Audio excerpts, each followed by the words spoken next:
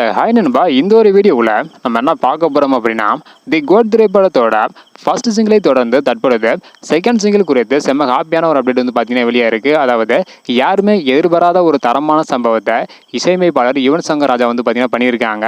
So என்ன அப்படின்றத இந்த ஒரு வீடியோ டீட்டெயில் வந்து பார்த்துடலாம். அதுக்கு முன்னாடி தி கோட் திரைப்படத்தோட ஃபர்ஸ்ட் சிங்கிள் எப்படி இருக்குது அப்படின்றத மறக்காமல் கமெண்ட் பண்ணுங்கள். இன்னும் நம்ம சேனலில் சப்ஸ்கிரைப் பண்ணாமல் இருந்தீங்கன்னா மறக்காமல் பண்ணிக்கோங்க. ஓகே அன்பா, வாங்க நினைக்கிற வீடியோக்குள்ளே போகலாம்.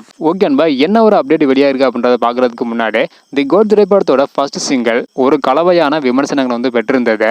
அதாவது யுவன் சங்கர் ராஜா அவர்கள் வந்து பார்த்தீங்கன்னா முதல்ல 4 டியூன்களை போட்டு தளபதி விஜய் சாருக்கு வந்து அனுப்பியிருந்தாங்களாம். அதில் விஜய் சார் தான் ஃபர்ஸ்ட் சிங்கிளுக்கான டியூனை செலக்ஷன் வந்து பண்ணியிருந்தாராம். ஆனால் அந்த ஒரு டியூன் ஃபேன்ஸுக்கு பிடிக்கல அப்படின்னு தான் சொல்ல முடியும். ஆனால் தற்போது யுவன் சங்கர் ராஜா அவர்கள் வந்து பார்த்தீங்கன்னா எப்படியாவது தளபதி விஜய் சாருக்கு கோட் திரைப்படத்தில் சூப்பர் ஹிட் பாடலை தர வேண்டும் அப்படின்னு வெறியோடு வந்து இருக்காங்களாம். இதனால மறைந்த யுவன் சங்கர் ராஜாவோட தங்கையான பவதாரணியின் குரலை ஏஐ தொழில்நுட்பம் மூலமாக பயன்படுத்தி தி கோட் திரைப்படத்தில் அருமையான ஒரு மெலோடி பாடலை உருவாக்கி வருவதாக தற்பொழுது ஒரு தகவல் வந்து பார்த்தீங்கன்னா வெளியாயிருக்கு.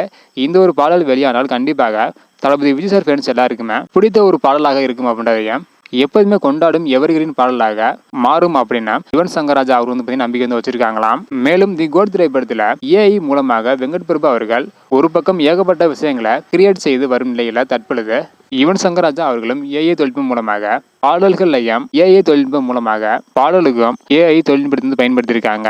கண்டிப்பாக படம் வேற லெவலில் இருக்கும் அப்படின்றதுல எந்த டவுட்டும் வந்து கிடையாது. சரி, ஓகே அன்பா, நீங்க சொல்லுங்க, யுவன் சங்கர் ராஜா அவரோட தங்கையான பவதாரணி இவங்களோட குரலை ஏஐ தொழில்நுட்பம் மூலமாக வந்து கொண்டு வர போறாங்களாம். ஸோ இதை பத்தி உங்களோட கருத்து என்ன அப்படின்றத மறக்காம கமெண்ட் பண்ணுங்க. இந்த வீடியோ பார்த்தீங்கன்னா மறக்காம எல்லாருக்குமே ஷேர் பண்ணுங்க. ஓகே அன்பா, தேங்க்யூ.